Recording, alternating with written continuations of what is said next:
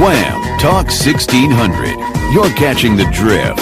Conservative talk. Intelligent conversations on local, state, and national issues with Gary Wellings, chief editor of the Current newspaper and Current Online. Join in the conversation at 734-822-1600. And now, your host, Gary Wellings. Have you seen Gary? No, I have not. No.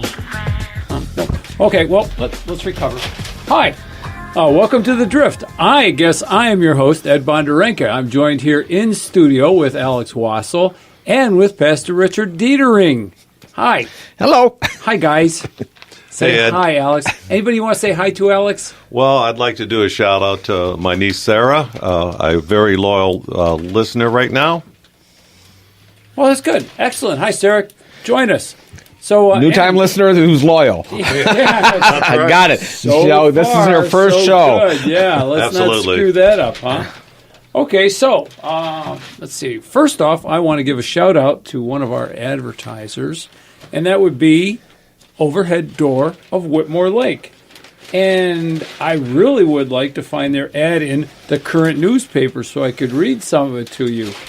And I have the feeling somebody opened this paper and stole the ad out to take advantage of the coupons because I can't find it. Well, we'll talk more about them later. I got to tell you, I've used Overhead Door of Whitmore Lake. You can Google their name. You can find their phone number in the Current normally.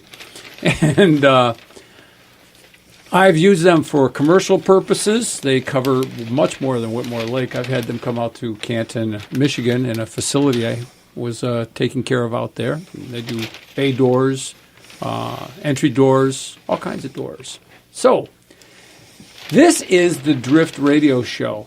And what we do here is we go over... For the news you need to know. Thank you. See, I boogered that up. That's me. That's a boogered up. That's a term I just learned from Dick Cupcake. That's very technical. Yes, very technical term. So, It sounds gross. yeah. Well, I want to tell you, we're going to have Tim Walberg come in for the second half of the show. He'll be calling in, and so we'd be willing to entertain any questions any callers would have for Tim. We have a few ourselves, and if you have any interest in what's going to happen in the House of Representatives next year when Nancy Pelosi takes charge once more, feel free to give us a call, give us some questions, because we are... Rick, would you give the phone number, please? I'll give you an 734-822-1600. 1600. Yes, thank you. I thought you forgot the last four digits there. No, it's dramatic pause. Ooh. That's how you get their attention. You give a pause. And speak quietly. Yeah, that really works well on radio. Yeah. And they lean into the pauses, radio, pauses, and quietly. Yes. So let's see now. In the news that you need to know, George H.W. Bush died. Former president of the United States. Do you know what number he was? I don't offhand. Nope, okay. I don't. So Well, if Obama that's what was Derek's 44, okay. Then that would be George W. was 43. Okay, and then Clinton was 42. Two, and so Bush was 40. 41. 41. See, Yeah. I can't even count. There you go. So anyways, George H.W. Bush, he died. He was president. He was many more things than a president. He volunteered to go into the Navy Air Service. He was a bomber pilot, a fighter bomber pilot, I should say, in the South Pacific. Shot down. There's an iconic picture of him being rescued by a submarine from the water. And so there's a guy who laid his life on the country at one point. And he served in many ways. The question is, how well did he serve? And who did he serve besides the country? Well, he also was with the CIA. Don't forget that. I always thought that was a good thing until recently. Now I'm kind of concerned about, being in the CIA as a credential. Well, maybe today, Yeah, well, or maybe under Obama. Yeah, but yeah. the CIA used to be a bureaucracy that served this country well. Yeah. I really believe that. And I mean, they've stepped up for this country when even other presidents have fallen short. Remember the Bay of Pigs. That was a CIA operation that the president dropped the ball on. And well, I'm also thinking of some other CIA catastrophes and rogue operations. Right. Yeah.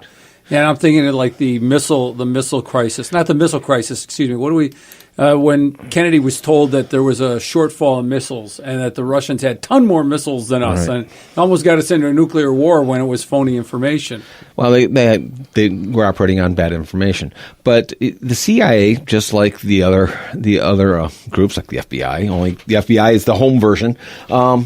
They do a lot of stuff that we're not aware of to keep this country safe. I mean, we hear about the fluff or the blow-ups on the news, obviously, but I rate them as people serving their country just as much as I would somebody in the military. I read a book once called The Old Boys, and it was about the formation of the CIA and how it morphed from the OSS in World War II into the CIA. These guys were good guys. There was a lot of politics going on. There's like with any government organization. Right.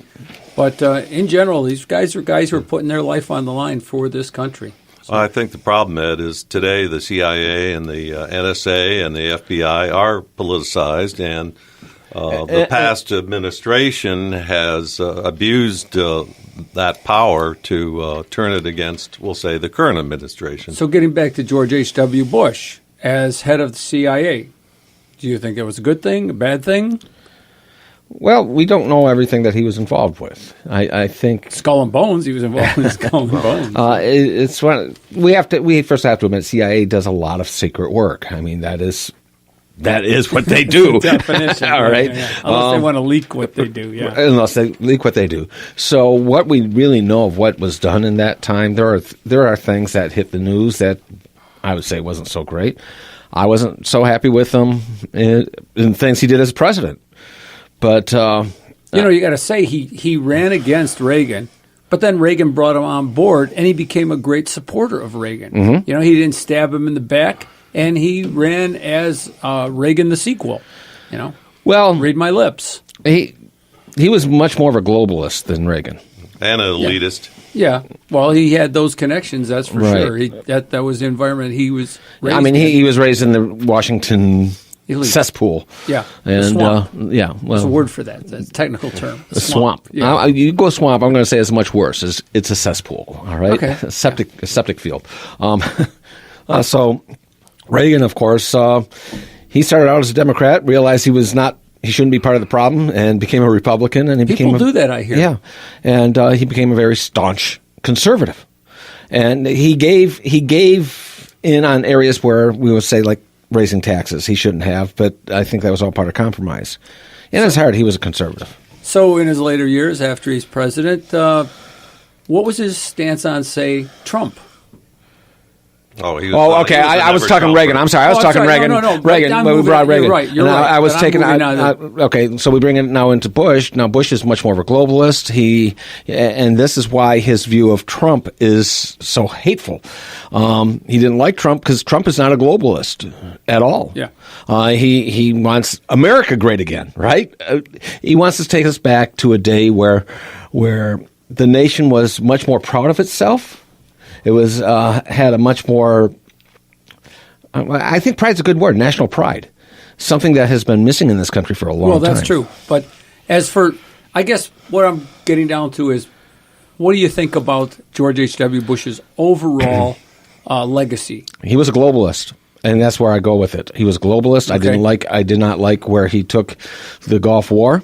Alex? Well, I didn't like him when I was a Democrat, and I don't like him now.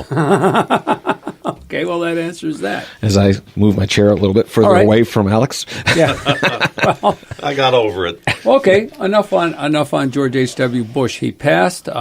He did some good things for the country. He did some things that probably weren't so good for the country. There's people who say he gave us Clinton, that if it hadn't been for his no new taxes, or rather, read my lips, if he'd have stayed true to that and not fallen for the Democratic trap and the violated that he'd been reelected, we wouldn't have seen Bill Clinton. Of course, we have Ross Perot to blame for that also. So Well, yeah, I was going to say he was in that picture, but I think what we need to also remember is he sat in that seat because of the system of this country, which is through election. And he sat in the highest seat of power in this country as the president.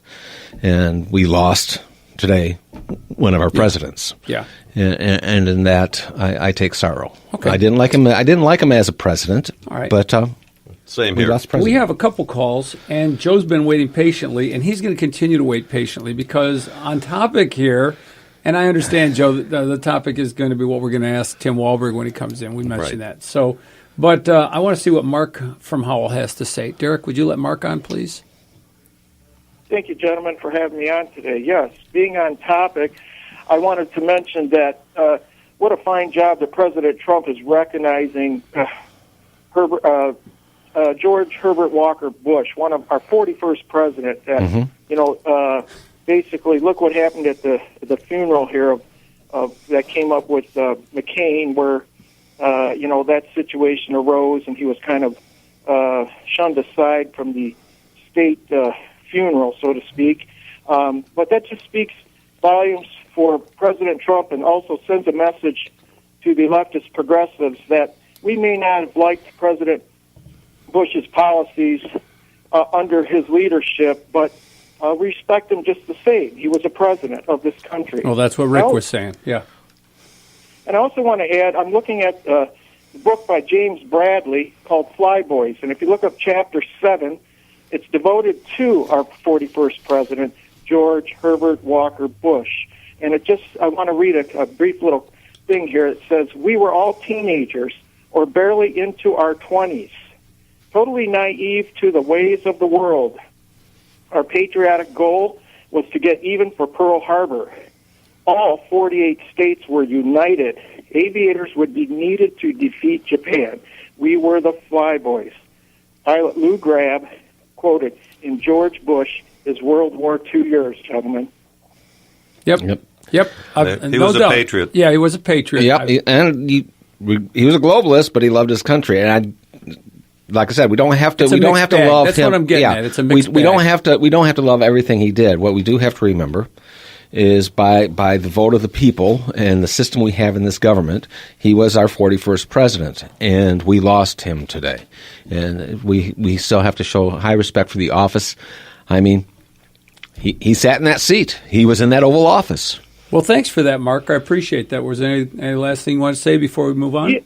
Yes, I was not happy with his United Nations topic there he brought up, the New World Order he presented, not only to the country, but to the world order, so to speak, and that's what we're fighting against today. That was my biggest beef against the president on that New World Order theme. Thank you, gentlemen. Thank you. Thank you, Mark. Absolutely. And one thing, and Joe, you're going to wait a little bit longer because Ken from Livonia is going to talk about George H.W. Bush, I should say.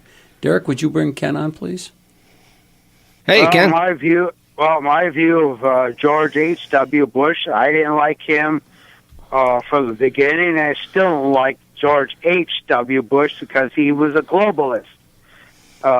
He didn't like Ronald Reagan from the beginning, and I still don't like the guy. Well, we were talking about it earlier before the show, and he gave us Desert Storm, and we were asking, so did he set up Desert Storm? Remember, there was that ambassador to Kuwait who gave the word to Saddam that we won't move if you move into Kuwait, and then Gillespie. Yep. Yeah, there you go. Right, and then Saddam moved, and then we clobbered him. And was that at the behest of the Saudis, or why? And then, like Rick was saying, Pastor Rick was saying, he also asked Israel to stand down so that they didn't defend themselves. That bothered me more than anything. I mean, what do you think, Ken? Well, I remember that, and I still don't like George W. Bush. I mean, it could have been worse. But he was not the kind of guy that I wanted to be president. He was not the guy that I wanted to represent me. Okay, that sounds fair. He was definitely there again, like John McCain.